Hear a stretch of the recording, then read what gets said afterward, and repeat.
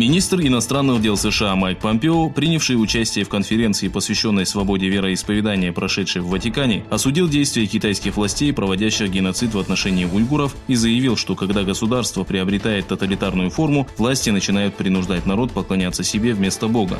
Во время выступления Помпео упомянул историю Зумрат Давуд, которая дала свидетельские показания о творящемся беспределе в лагерях перевоспитания на собрании, организованном Министерством иностранных дел США в Нью-Йорке на прошлой неделе.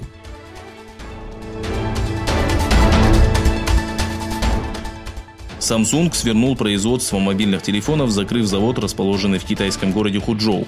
По сообщениям руководства корпорации, причиной стала конкуренция китайских компаний и большие убытки. С 2013 года рыночная доля Samsung в Китае составляла 15%, однако в первой четверти 2019 упала до 1%.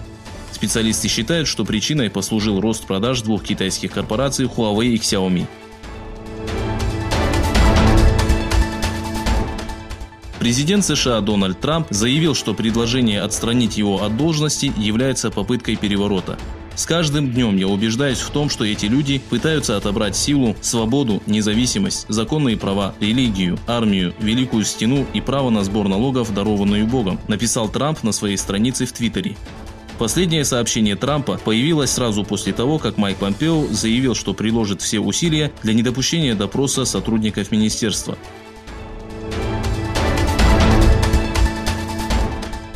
В список стран, с которыми Казахстан имеет безвизовый режим, добавилось еще 12 государств.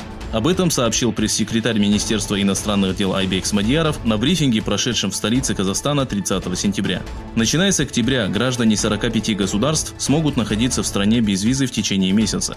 В список были добавлены Бахрейн, Ватикан, Вьетнам, Индонезия, Катар, Колумбия, Кувейт, Лихтенштейн, Оман, Саудовская Аравия, Таиланд и Филиппины.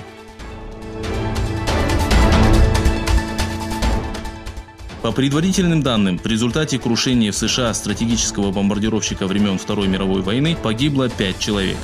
Пресс-секретарь губернатора штата Коннектикут Макс Рейс сообщил, что бомбардировщик Б-17 потерпел крушение вблизи международного аэропорта Брэдли. В момент крушения в самолете находилось 13 человек.